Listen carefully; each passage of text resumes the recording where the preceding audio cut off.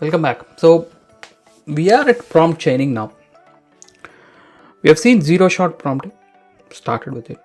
Few shot prompting, chain of thought, react, meta prompting, self-consistency. My sincere advice is like have an example from your day-to-day life on using each prompt, right? Some of the prompt concepts will overlap. The idea is to have quality prompts which will help you in your day-to-day life.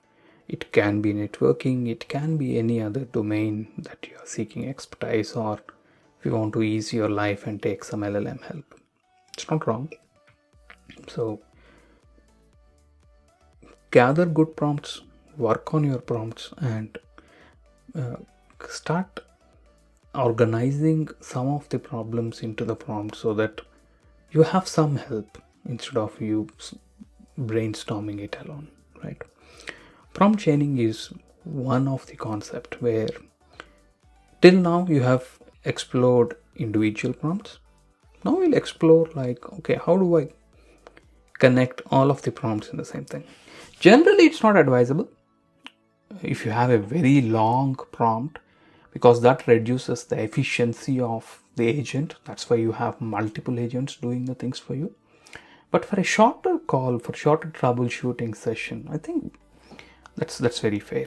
So let's go to React, meta prompting, self-consistency, prompt chaining. Links multiple prompts together to handle multi-step process. Now, if it's a longer process, you have to divide the steps into multiple agents or multiple calls so that the efficiency of the process would improve. But if you are exploring it for a minimum troubleshooting, let's say protocol troubleshooting at a smaller scale, I think it's more efficient and LLM is intelligent enough to handle the complexity. Use outputs from one prompt as inputs for the subsequent prompt. It works with the networking aspects of it, right? So a good example here, troubleshoot a network issue involving packet loss between two routers, and you provide the steps, right? Identify the layer of the problem, investigate the layer, physical layer issues, verify connectivity after the fixes. Ping test. There is a bad example of this. Troubleshooting a network issue involving packet loss, say between two routers. It says general diagnosis and prompt and a very generic output. If you see there, random troubleshooting.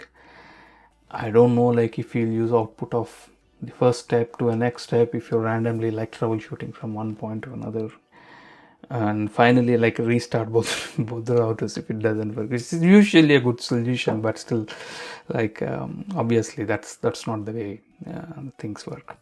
So let's go back to Gemini. We'll create a gem. We will say, so I have one of the example prompts here. You are a network troubleshooting expert, and simulate a scenario where with 3 Cisco routers running OSPF in area 0. Users on LAN behind router A cannot reach a server on the LAN behind router C. That's pretty nice, right? Troubleshoot this issue step by step by executing relevant show commands on the routers and explain your reasoning after each command's output. Your troubleshooting steps should include, but are not limited to, checking interface status, OSPF routing table, OSPF neighbor relationships, and if you identify a configuration issue, explain the problem and potential solution. Ensure the troubleshooting process clearly demonstrates how the information from one command informs the next. Now, this is beautiful example, right? This, like if you can frame a recurring problem like this in our lives, then I think it's more than enough, right? We don't need a gem for this. This is a straight cut example. So let's see. So it is forming a scenario ABC. Check interface status on router A. It's showing an expected output. It's giving us a reason. It's asking us to verify the status and protocol of the interface. Check OSPF neighbor relationship. It sees something. We expect to see router space router ID, which is often the highest loopback address value listed as neighbor. The state should ideally be full.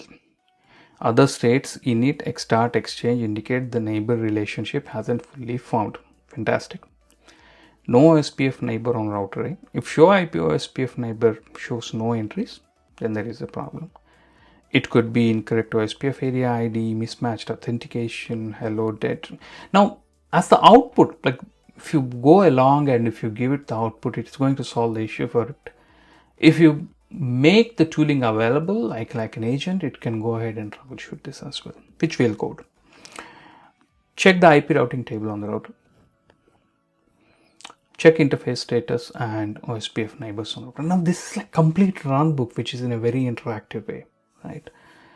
And when you start supplying the outputs, it's going to like give you the reason behind, and it's going to identify it like as a live feedback, as a live engineer who is giving feedback to you, right?